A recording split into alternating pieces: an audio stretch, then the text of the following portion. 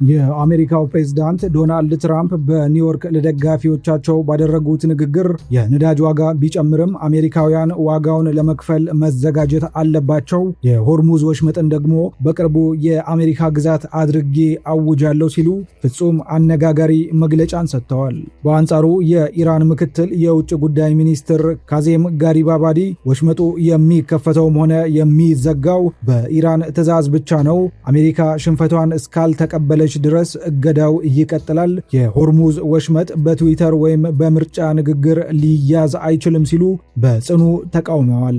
የነዳጅ ዋጋ በአንድ ዓመት ውስጥ በ29 በመቶ ጨምረዋል።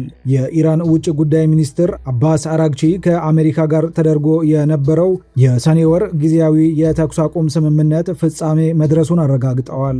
በሌላ በኩል በየመን የሚደገፉት ሁቲዎች በሞቻ ወደብ ላይ 6 የባለስቲክ ሚሳኤሎችን በመተኮስ 4 ንጹሃን ሰዎችን የገደሉ ሲሆን በሳውዲ አረቢያ ናጅራን በሚገኘው የአራኮም የነዳጅ ተቋም ላይ አደገኛ የድሮን ጥቃትን ፈጽመዋል።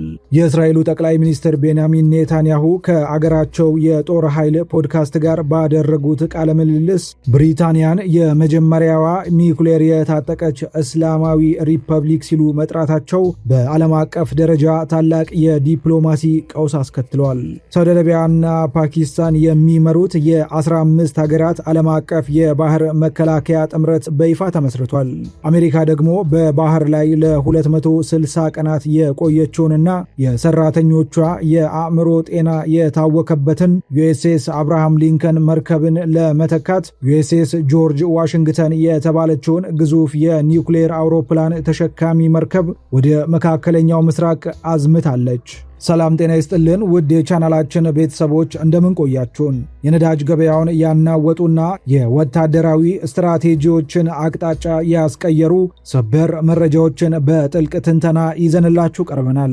ቪዲዮን ላይክ እና ኮመንት በማድረግ እንድትጀምሩ እንዲሁም ሰበር መረጃዎች በፍጥነት እንዲደርሷችሁ ቻናላችንን ሰብስክራይብ በማድረግና የደወል ምልክቷን በመጫን የቤተሰባችን አባል ሁኑ እያልን እስከ ቪዲዮ መጨረሻ ድረስ አብራችሁን በመቆየት መረጃዎቹን ተከታተሉ። በቀጥታ ወደ መረጃዎቹ እንሻገር። በዋሽንግተንና በቴሄራን መካከል ያለው የቃላትና ወታደራዊ ጦርነት አዲስ ከፍታ ላይ ደርሷል። የአሜሪካው ፕሬዝዳንት ዶናልድ ትራምፕ አርብ ዕለት በኒውዮርክ ግዛት ጋርደን ሲቲ በሚገኝ የፖሊስ አካዳሚ ለደጋፊዎቻቸው ባደረጉት ንግግር ዓለምን ያስደመመ አዲስ የወታደራዊ ፖሊስ አዋጅ አስተላልፈዋል። ትራምፕ እንደተናገሩት አሜሪካ ከኢራን ጋር የምታደርገውን ጦርነት ካሸነፈች በኋላ ለዓለም ነዳጅና ንግድ ወሳኝ የሆነውን የሆርሙዝ ወሽመጥን በቅርቡ የአሜሪካ ግዛት አድርገው እንደሚያውጁ ተናግረዋል። አሁን ላይ ከፍተኛ ሽንፈት እየገጠማት ያለችውን ኢራንን ድል አድርገን ከጨረስን በኋላ በቅርቡ የሆርሙዝ ወሽመጥን የአሜሪካ ግዛት አድርጌ አውጃለሁ፣ ይህ እውነት ነው ሲሉ ትራምፕ ገልጸዋል።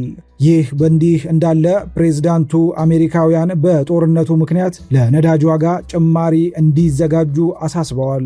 በአሁኑ ወቅት በአሜሪካ የአንድ ጋሎን ቤንዚን አማካኝ ዋጋ ወደ $4.08 አሻቅቧል። ይህም ካለፈው ዓመት ጋር ሲነጻጸር የ29 በመቶ ጭማሪ አሳይቷል። ትራምፕ ሲናገሩ ለቤንዚን ትንሽ ተጨማሪ መክፈል በጣም ክፉ አገር የኒውክሌር ጦር መሳሪያ እንዳይኖራት ለማረጋገጥ የሚከፈል ዋጋ ነው ብለዋል። የኢራን ምክትል የውጭ ጉዳይ ሚኒስትር ካዜም ጋሪባባዲ ቅዳሜ ዕለት በኤክስ ገጻቸው ላይ የትራምፕን ንግግር ሙሉ በሙሉ አስተባብለውታል። ጋሪባባዲ ሲጽፉ ይህ የባህር ወሽመጥ የሚከፈተውና የሚዘጋው በኢራን ትዕዛዝ ብቻ ነው፣ አሜሪካ የሽንፈትን እውነታ እስካልተቀበለችና ዝቅጠቷን እስካላቆመች ድረስ ኢራን እገዳውን ማስፈጸሟን ትቀጥላለች። የሆርሙዝ የባህር ወሽመጥ በትዊተር ፖስት ወይም በምርጫ ንግግር ሊያዝ አይችልም ብለዋል። ኢራን የሆርሙዝ ወሽመጥን በቋሚነት የዘጋች ሲሆን አርብ ዕለት 2 መርከቦች ብቻ ያለ ኢራን ፈቃድ ለማለፍ የሞከሩ ቢሆንም አንዳቸውም የድፍድፍ ዘይት ጭነት አልያዙም። ከጦርነቱ በፊት በቀን ከ130 በላይ መርከቦች የሚያልፉበት የነበረው ይህ መስመር አሁን ላይ ሙሉ በሙሉ ዝግ ሆኗል። በአሜሪካና በኢራን መካከል በሰኔ ወር ተደርሶ የነበረው ጊዜያዊ የሰላም ስምምነት ሙሉ በሙሉ መፍረሱን የኢራን የውጭ ጉዳይ ሚኒስትር አባስ አራግቺ አረጋግጠዋል።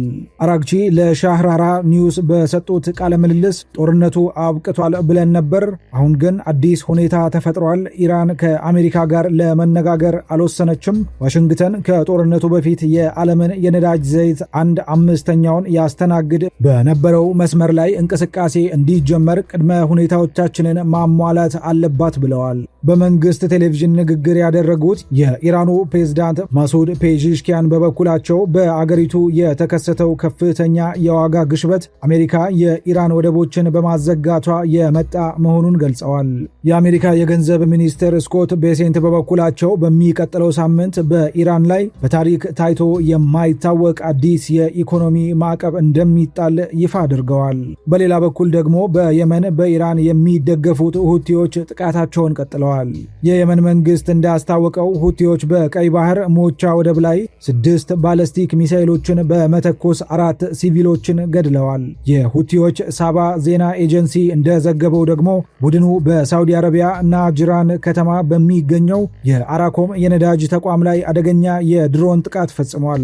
በተጨማሪም የተባበሩት አረብ ኤምሬትስ አቡ ዳቢ ብሔራዊ የነዳጅ ኩባንያ ንብረት የሆኑ 2 ነዳጅ ጫኝ መርከቦች በወሽመጡ ሲያልፉ ጥቃት እንደደረሰባቸው ተረጋግጧል።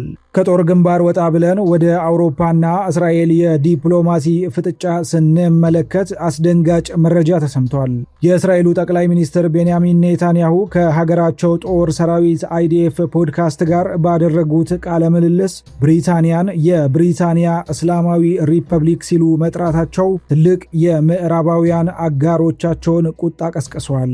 ኔታንያሁ በ6 ቀን ጦርነት ወቅት የቀድሞ የብሪታንያ ጠቅላይ ሚኒስትር ዊንስተን ቸርችል ልጆች እስራኤልን ይደግፉ እንደነበር አውስተው ያንን ድጋፍ አሁን ለማግኘት ሞክር፣ ልታገኝ የምትችለው የብሪታንያ እስላማዊ ሪፐብሊክን ነው ሲሉ እየሳቁ ተናግረዋል።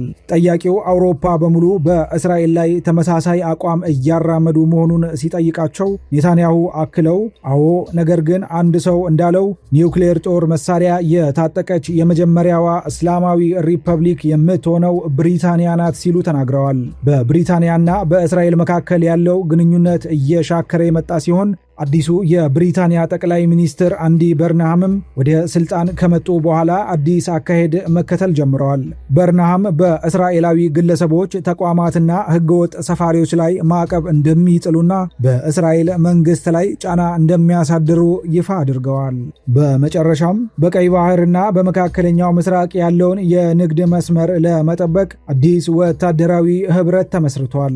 የሳውዲ አረቢያ መከላከያ ሚኒስትር ሐሙስ ዕለት በጅዳህ ከተካሄደው ስብሰባ በኋላ እንዳስታወቀው በቀይ ባህር በባቤል ማንዴብና በኤደን ባህረ ሰላጤ የመርከቦችን እንቅስቃሴ ለማስከበር የተቋቋመው ዓለም አቀፍ የባህር መከላከያ ጥምረት አባላት ቁጥር 15 ደርሷል። ይህ ጥምረት በሳውዲ አረቢያ የሚመራ ሲሆን ፓኪስታን የምክትልነቱን ቦታ ይዛለች። 13 ሀገራት የጥምረቱን ቻርተር ፈርመው በይፋ ወደ ስራ ተሸጋግረዋል። በሌላ በኩል ደግሞ አሜሪካ በባህር ላይ ለ260 ቀናት በመቆየቷ ምክንያት የባህርተኞቿ የአእምሮ ጤና የታወከባትን ዩኤስኤስ አብርሃም ሊንከን የተባለችውን መርከብ ለመተካት አዲስ አውሮፕላን ተሸካሚ መርከብ አዝምታለች። በፓሲፊክ ውቅያኖስ ላይ ትገኝ የነበረችው ዩኤስኤስ ጆርጅ ዋሽንግተን የተባለችው ግዙፍ የኒውክሌር አውሮፕላን ተሸካሚ መርከብ በቪየትናም ዳናንግና በሲንጋፖር በኩል አድርጋ በማላካ ወሽመጥ ወደ መካከለኛው ምስራቅ መጓዝ ጀምራለች። የመከላከያ ሚኒስትሩ ፒት ሄግዜት አዲሷ መርከብ አሜሪካ በኢራን ላይ የምታካሂደውን የአየር ድብደባና የባህር እገዳ ላልተወሰነ ጊዜ እንድታስቀጥል ትልቅ አቅም እንደምትሆን ገልጸዋል። የተከበራችሁ ውድ ተመልካቾቻችን የትራምፕ የሆርሙዝ ወሽመጥን የአሜሪካ ግዛት የማድረግ አዋጅ፣ የኢራን ጠንካራ ምላሽና የሰላም ድርድሩ መፍረስ፣ የሁቲዎች የባለስቲክ ሚሳኤል ጥቃት፣ የኔታንያሁ ያልተጠበቀ ንግግር እንዲሁም የሳውዲ አረቢያና የአሜሪካ አዳዲስ ወታደራዊ ዘመቻዎች የዛሬ ዋና ዋና መረጃዎቻችን ነበሩ። እነዚህ ክስተቶች የዓለምን የነዳጅ ዋጋና የጂኦ ፖለቲካ ሁኔታ እንዴት የሚቀይሩ ይመስሏችኋል? አሜሪካና ኢራን ኢራንስ ወደ ሙሉ ጦርነት ይገቡ ይሆን? አስተያየታችሁን በኮመንት መስጫው ላይ አጋሩን። ቪዲዮውን ከወደዳችሁት ላይክ ማድረግና ለወዳጆቻችሁ ሼር ማድረጋችሁን አትርሱ። ለቻናላችን አዲስ የሆናችሁ ደግሞ አሁኑኑ ሰብስክራይብ በማድረግና የደወል ምልክቷን በመጫን የቤተሰባችን አባል ሆኑ እያልን በቀጣይ መረጃዎች እስከምንገናኝ ድረስ ቸር ሰንብቱን።